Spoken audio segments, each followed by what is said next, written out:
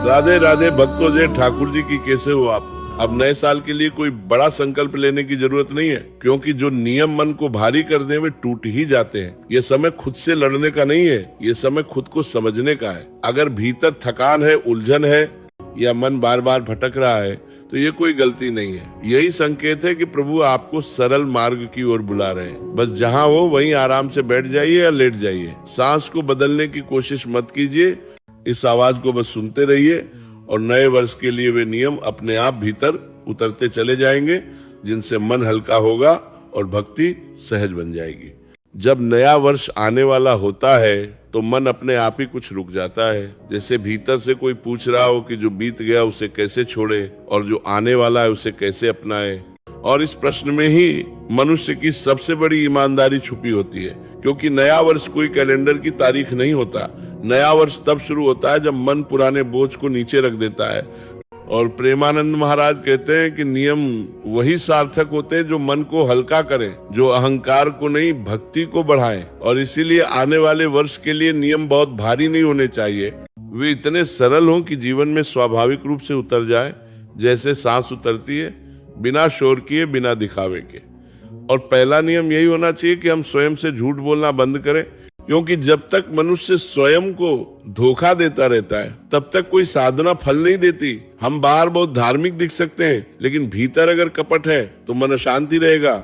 इसलिए नया वर्ष शुरू हो इस संकल्प से कि अब अपने मन की बात को पहचानेंगे, छुपाएंगे नहीं, दबाएंगे नहीं। और पहचान ही पहला उपचार है। और दूसरा नियम बहुत कोमल है कि जो भी भगवान ने दिया है उसे कृतज्ञता से स्वीकार करेंगे, क्योंकि शिकायत से मन सख्त होता है और कृतज्ञता से मन पिघलता है। और जब मन पिघलता है तभी भजन भीतर उतरता है, नहीं तो भजन भी बस आवाज बनकर रह जाता है।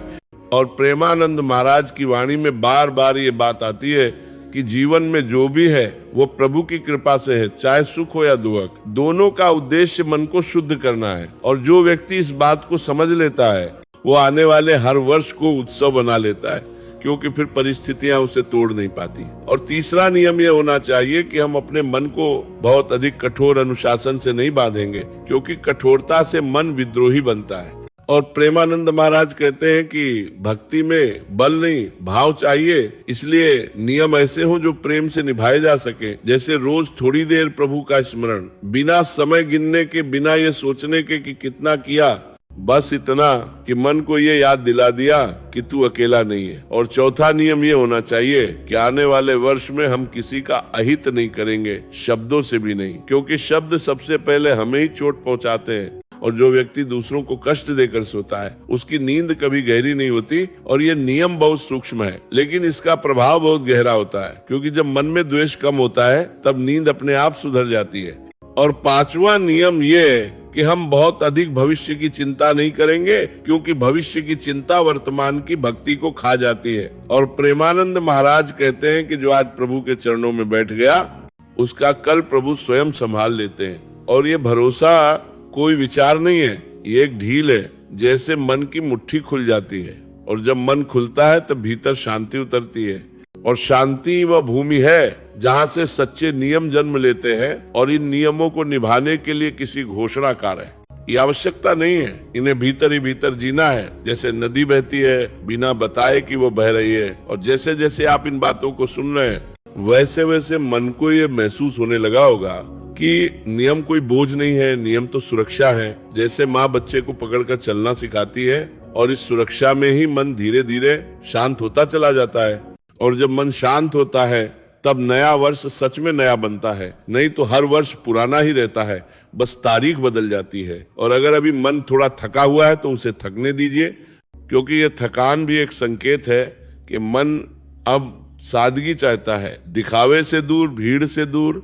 और प्रेमानंद महाराज की साधना का यही सार है कि जीवन को सरल बनाओ, कम चाहो, गहराई से चाहो, और जो मिले उसे प्रभु की प्रसाद समझकर स्वीकार करो। और इस स्वीकार में ही मन धीरे धीरे ढीला पड़ने लगता है और शायद अब शब्दों का अर्थ भी थोड़ा थोड़ा धुंधला होने लगा है। और यही सही है, क्योंकि अब ये कथा केवल सुनने के लिए नहीं है, ये मन को सुलाने के लिए भी है, ताकि जब मन विश्राम में उतर जाए तब ये नियम भीतर बीज की तरह पड़ जाए, बिना प्रयास के, बिना संघर्ष के।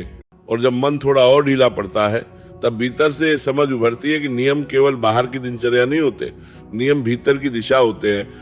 और आने वाले नए वर्ष में सबसे बड़ा नियम यही हो सकता है कि हम अपने भीतर की आवाज को सुनना सीखें, क्योंकि प्रेमानंद महाराज बार बार ये कहते हैं कि जब तक मनुष्य बाहर की आवाजों में उलझा रहता है तब तक उसे भीतर बैठे प्रभु की पुकार सुनाई नहीं देती। इसलिए नया वर्ष इस संकल्प से भी शुरू हो कि हम अनावश्यक शोर से थोड़ा दूर रहेंगे, बहुत ज्यादा बोलने से नहीं, बहुत ज्यादा देखने से नहीं, बहुत ज्यादा सुनने से नहीं, क्योंकि जितना मन बाहर बिखरता है उतना भीतर खालीपन बढ़ता है। और इस खालीपन को लोग फिर इच्छाओं से भरने की कोशिश करते हैं, जबकि असली शांति तो तब आती है जब खालीपन को खाली रहने दिया जाए, और यही खालीपन धीरे धीरे भक्ति में बदल जाता है। और एक और नियम जो बहुत कोमल है वह यह कि हम अपने शरीर का अपमान नहीं करेंगे, क्योंकि शरीर भी प्रभु का दिया हुआ है। और जो शरीर को थका थका कर, नींद से वंचित रखकर, भोजन में असंतुलन रखकर साधना करना चाहता है, वह भीतर अशांति पैदा करता है। प्रेमानंद महाराज कहते हैं कि साधना में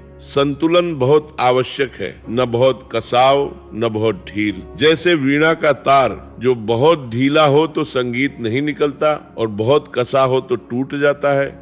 और आने वाले वर्ष में अगर हम अपने शरीर के साथ थोड़ा करुणा का व्यवहार कर ले, समय पर विश्राम, सरल भोजन, थोड़ी चुप्पी, तो मन अपने आप ही प्रभु की ओर झुकने लगता है और फिर नियम निभाने नहीं पड़ते, वे अपने आप होने लगते हैं। और एक और बात जो बहुत गहरी है वो है कि हम दूसरों से अपेक्षा कम करेंगे, क्योंकि अपेक्षा जितनी ज्यादा होती है उतना ही मन भारी होता है, और अपेक्षा टूटने पर मन शिकायत में बदल जाता है, और शिकायत धीरे धीरे भक्ति को खा जाती है। इसलिए नया वर्ष इस भाव से भी शुरू हो कि जो जैसा है उसे वैसा ही स्वीकार करेंगे, सुधार प्रभु पर छोड़ देंगे। और ये स्वीकार बहुत बड़ा नियम है, क्योंकि जो स्वीकार कर लेता है वही भीतर से शांत रहता है, और जो शांत रहता है वही सच्चे अर्थ में धार्मिक होता है। और जब मन इन बातों को सुनते सुनते और शांत हो जाता है, तब यह भी समझ आने लगता है कि नियम कोई लक्ष्य नहीं है, नियम तो मार्ग के पत्थर हैं, जिन पर पैर रखकर हम धीरे धीरे आगे बढ़ते हैं। और अगर कभी पैर फिसल भी जाए तो अपराध बोध में डूबने की जरूरत नहीं,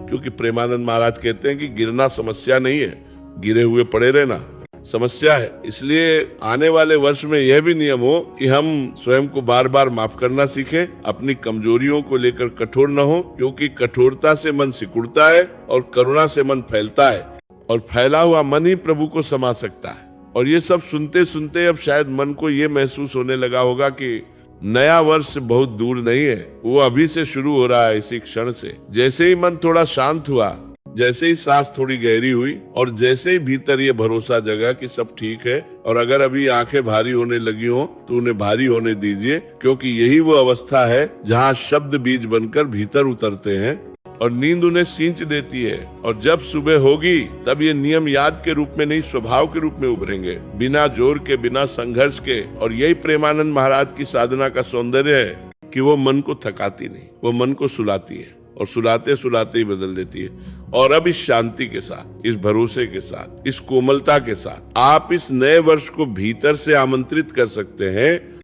बिना शोर के, बिना संकल्पों की लंबी सूची के, बस एक शांत मन के साथ। और अगर नींद अब आ रही है तो उसे रोकिए मत, क्योंकि यही वो समय है जब जीवन की सबसे गहरी बातें बिना पूछे समझ में आ जाती हैं। और मैं धीरे धीरे पीछे हट रहा हूँ ताकि ये शांति बनी रहे, ये मौन बना रहे, और ये रात आपको अपनी गोद में लेकर विश्राम दे, क्योंकि जब मन विश्राम करता है तभी वो सच में प्रभु की ओर लौटता है।